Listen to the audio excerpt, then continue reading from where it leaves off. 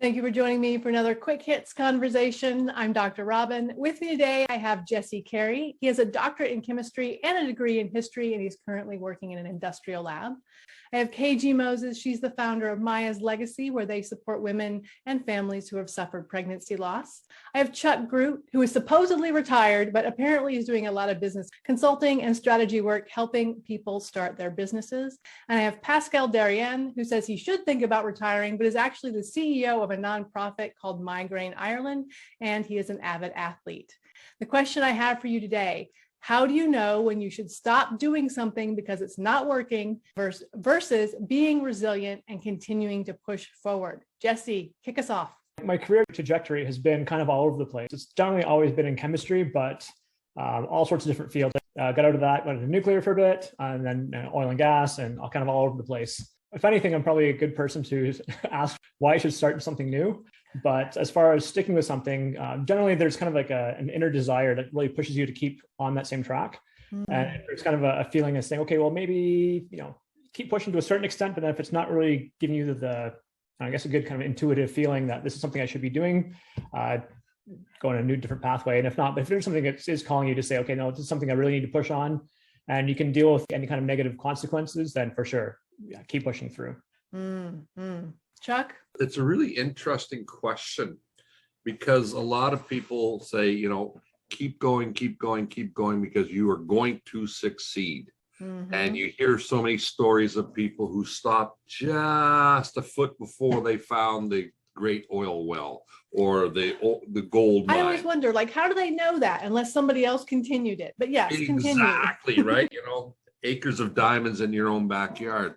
There is a point where your desire of achievement meets the frustration of disappointment. And I feel that, yes, you should continue till the point you just say, this is causing me too much inner pain and turmoil. And psychologically, it's almost debilitating because I can't take the shame anymore. But I have a strong component of what Jesse says is that, if you're having fun, or even if you're not having fun, but you're having progress of some sort, you got to keep going. Like Pascal, he's a top athlete. You hit that wall when you're running or biking or swimming, you just can't stop. You got to fight through it, because we have all sorts of little things in our brain that says, stop, no, I can't take anymore. And it's funny, we are very resilient. Lower down the expectations. I'm not that good, but I'm very intuitive, and I tend to, I suppose, go after things in a very organic way. I think the instinct is super important. Intuitively, you will know whether you need to call it a day or whether to pursue. It goes back with a bit of clarity about what you are trying to achieve. So if you think you're going to be clear and there's a small chance to get there, you're probably going to go after it and exhaust all the avenues to go. So I think if the what is achievable, I think the how will probably follow in some shape or form. A lot of people will say, oh yeah, you need to keep because that's what I've done or whatever. I think hindsight is very easy. I think, just to take the sports analogy, sometimes you don't finish because you just cannot, because either, to your point, you don't have the ability, the physical ability, the mental ability, or maybe sometimes it's a false great idea.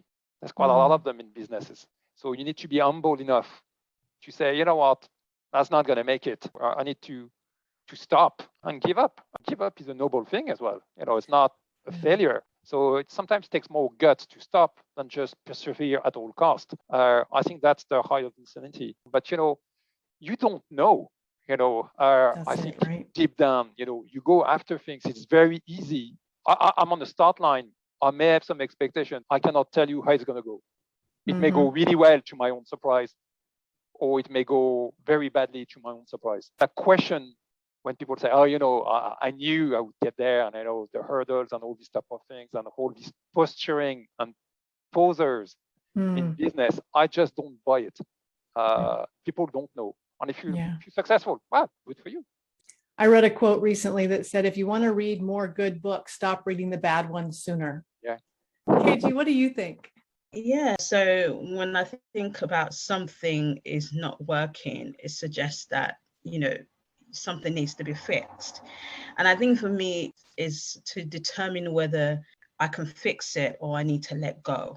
And the letting go part of it is the hardest part, because there's a lot of things attached to it. You might have invested cash, time, you've invested a lot of things into it, and then letting go of it. Ego is attached to it. And so for me, the moment that I feel like I no longer can commit to this anymore, that is the moment in which I let it go. And it's not a bad thing.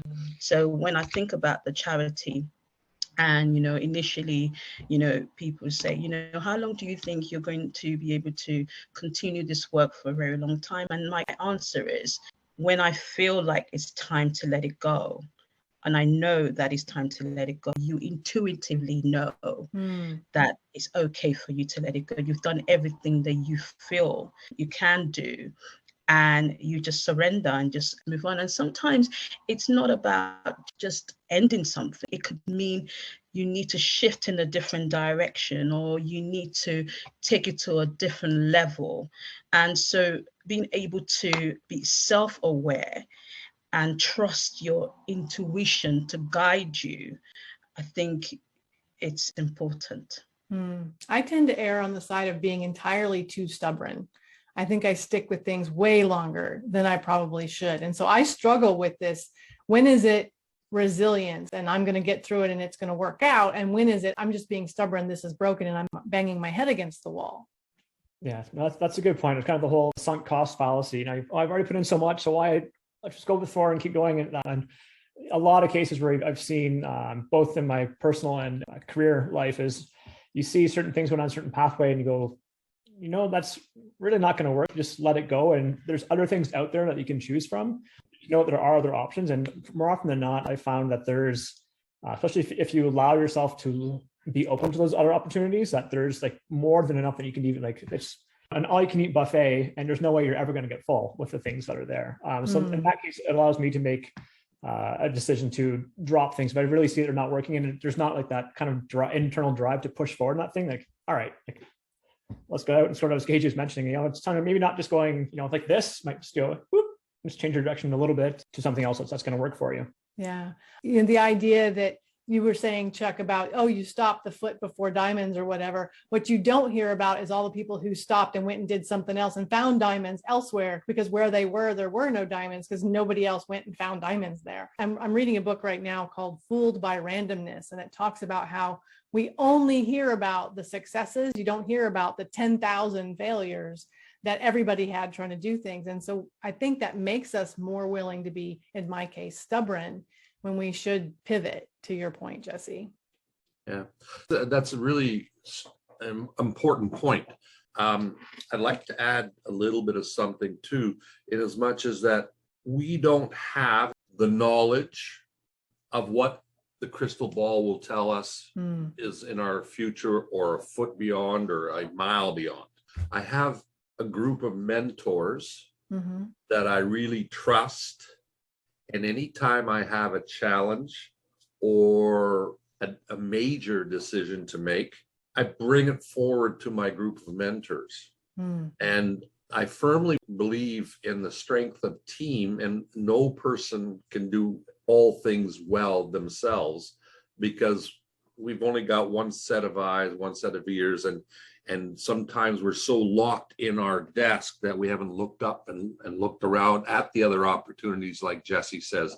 So I'll bring it to my mentors and say, hey, here's where I'm at. You know me well. What's your opinion? And all I'm asking is their opinion. And, sometimes I'll listen. Sometimes I won't, to my detriment. But anyway, I do bounce things off of others. And this is one of the things that I'm noticing in the conversation as we're talking about an insular being here. And it's probably really important to be able to bounce on others, even though we are doing things for ourselves, right?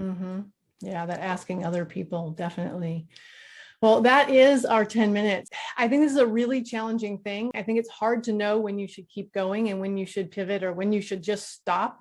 So I appreciate the four of you giving me some insights on how you've done it. And I look forward to speaking to each of you again really soon.